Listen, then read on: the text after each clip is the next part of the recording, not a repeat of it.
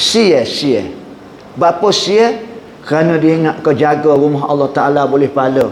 Tetapi sebaliknya, ia menyebabkan orang tidak minat mari masjid, orang tidak minat mari semaya Jumaat, orang tidak minat mari dengar orang ngajar.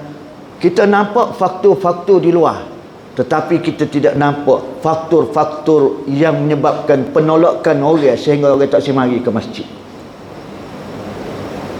Muslimin muslimat yang mati Allah Ta'ala, kita banyak menulis, kita banyak mengira. Masyarakat di luar sana, bapa tak semari masjid. Masyarakat di luar sana, bapa tak semari semaya Jumaat. Masyarakat di luar sana, bapa tak semari dengan orang ngajar. Betul lah tu. Tetapi pernah tak kita buat first mortem, bedah siasat, bagaimana dengan kita yang menyebabkan faktor-faktor pendorong yang menyebabkan orang berasa seronok, berasa terhibur, berasa sayang, berasa terpikat untuk mari ke masjid kita.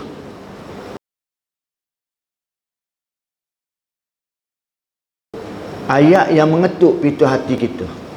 Apa mereka tulis? Mereka tulis, selamat datang tetamu Allah. Nak suruh biar kita khabar, kita mari ni bukan sambil-sambil. Betul tak ada kerja. Betul tak ada nak pergi ke mana. Jangan kita mari rumah Allah Ta'ala bawa ayat tu. Maknanya kita meletakkan kita mari rumah Allah Ta'ala ni lah pada pasal tak boleh pergi ke lain.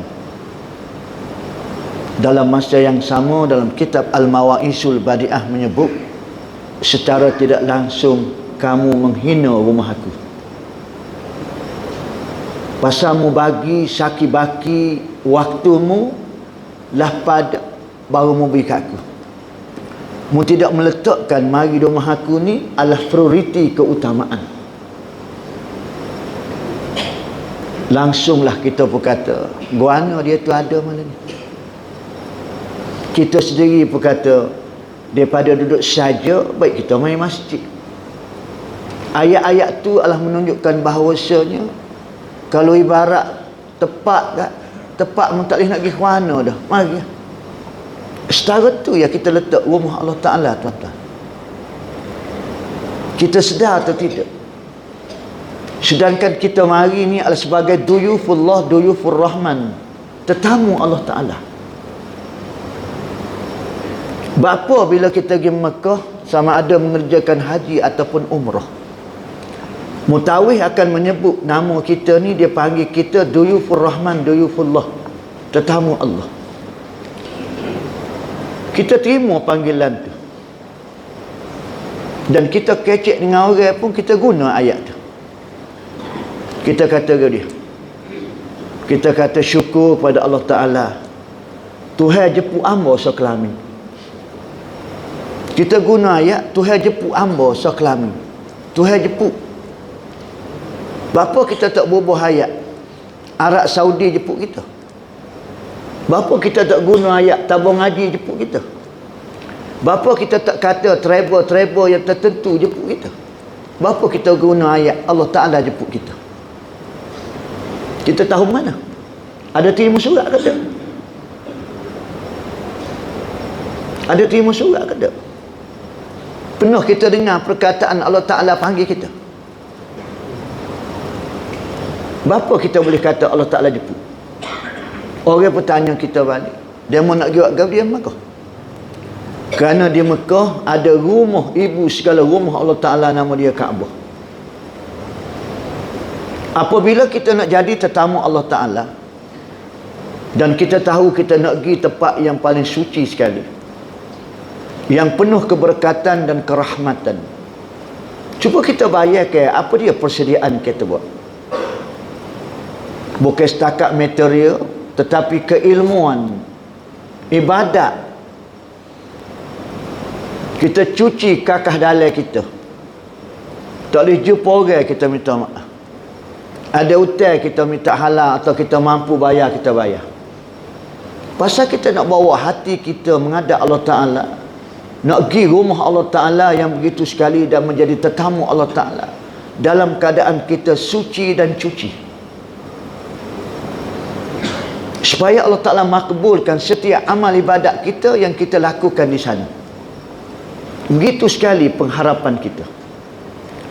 Tapi bila mu balik ke tanah Jawi, balik kampung halamanmu, balik negerimu, ada cawangan-cawangan rumah Allah Ta'ala, yakni masjid.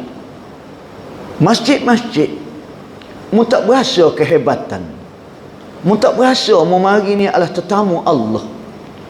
Oleh kerana mu tak berasa itulah, sebab itu mu tidak buat persiapan, sebab itu mu tidak bergegah, mu tidak beria-ia. Kerana apa?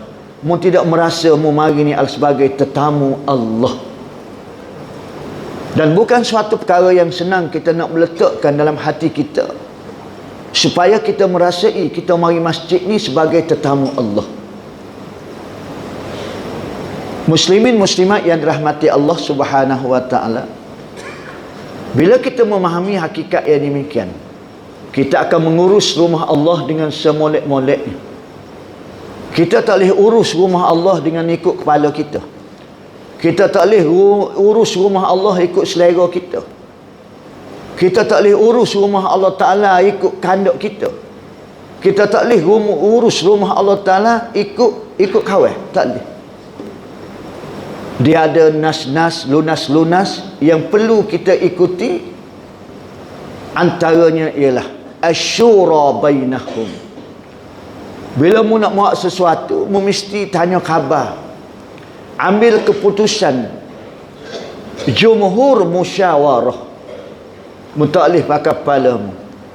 Sehingga orang kata dia tak boleh nak buat sekarang habuk di masjid tu. Selagi ada dia tu, nanti tunggu dia mati. Siapa orang boleh kecek lagu tu? Bapa? Nak beli go tu tak boleh, nak beli go ni tak boleh, nak buat go tu tak boleh, nak buat go ni tak boleh, bazir go tu, bazir go ni. Mih supaya pitih dia. Sedangkan semua ahli mesyuarat itu bersepakat nak buat begini. Khabar dia pakai kepala dia seorang. Allahu Rabbi ya Karim. Sia.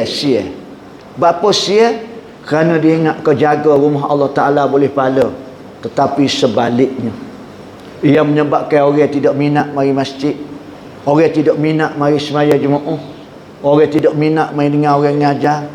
Kita nampak faktor-faktor di luar, tetapi kita tidak nampak faktor-faktor yang menyebabkan penolakan orang sehingga orang tak semari ke masjid. Muslimin muslimat yang mati Allah Ta'ala, kita banyak menulis, kita banyak mengira. Masyarakat di luar sana, bapa tak semari masjid. Masyarakat di luar sana, bapa tak semari semaya Jumaat. Masyarakat di luar sana, bapa tak semari dengan orang ngajar. Betul lah tu. Tetapi pernah tak kita buat first mortem, bedah siasat, bagaimana dengan kita yang menyebabkan faktor-faktor pendorong yang menyebabkan orang berasa seronok, berasa terhibur, berasa sayang, berasa terpikat untuk mari ke masjid kita. Jarang orang buat postmortem. Kita buka kedai tuan-tuan, kita tak buat postmortem kedai kita. Kita menyalahi masyarakat di luar. Kih deki tak saya mari kedai kawan. Kih gua tu, kih gua ni. Kita tak nampak pun apa yang menyebabkan orang tidak minat mari kedai kita. Muslimin muslimat yang dirahmati Allah Subhanahu wa taala. Sebab itulah manusia didatangi dengan Rasulullah sallallahu alaihi wasallam untuk membetulkan alignment, balancing, kerana manusia sudah tersasar dengan kaedah-kaedah sendiri, dengan kaedah kepala dia, dengan kaedah cara dia, sedangkan dia tidak mengikuti sunnah Rasulullah sallallahu alaihi wasallam. Di antara Barzanji yang ditulis oleh Ja'far al-Barzanji, wa yajlisu ma'ahum lil fuqara wal masakin. Di antara sifat Rasulullah, wa yajlisu ma'ahum, Rasulullah akan duduk bersama mereka. Siapa mereka itu? Lil fuqara, bersama dengan orang-orang basak. Orang basak.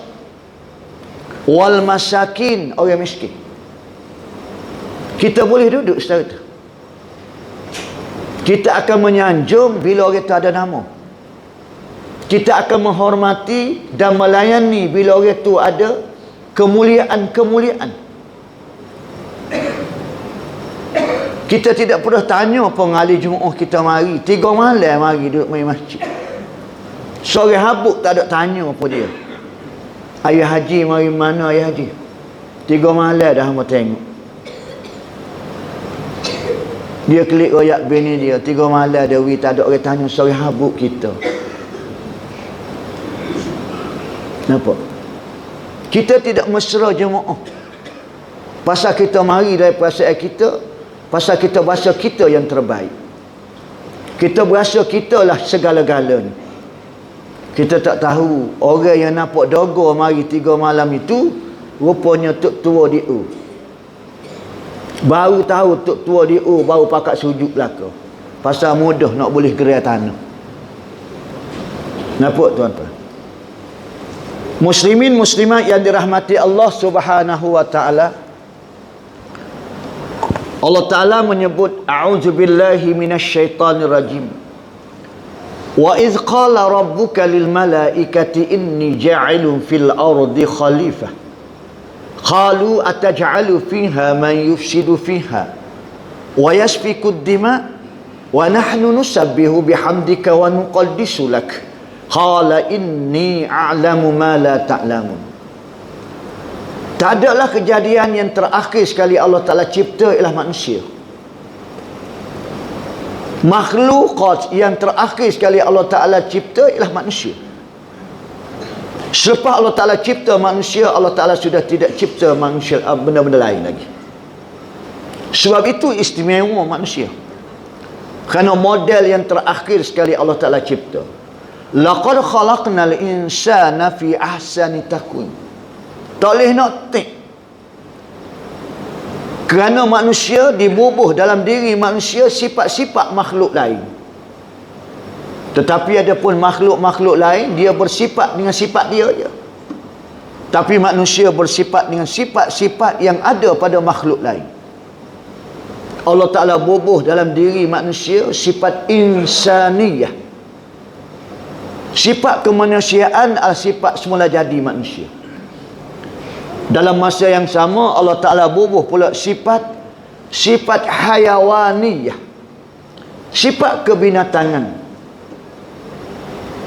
Fitrah binatang, celak mata pagi cari makan, ada gugomo, ngatuk tidur. Esok celak mata cari makan, ada gugomo, tidur. Gitulah fitrah hayawan. Kalau manusia lagu tu juga,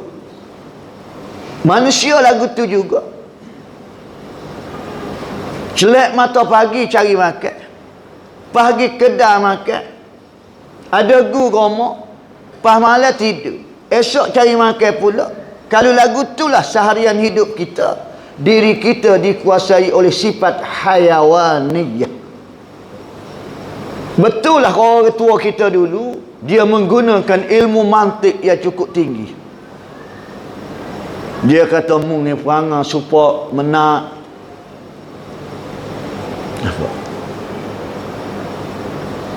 Kalau orang tidak begini,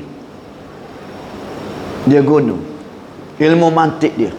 Maknanya dirimu ini dikuasai oleh sifat hayawan. Colek mata pagi cari makan,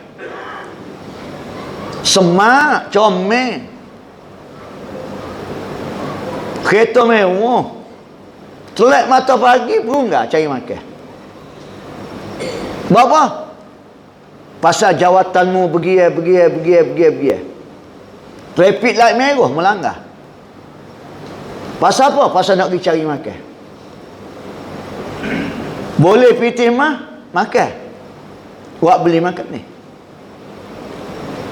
Ada pasangan bersama. Malam tidur, pagi esok lagu tu pula. Jangan bertukar hak atas rumah dengan bawah rumah kan. Mari semaya subuh berapa kerat?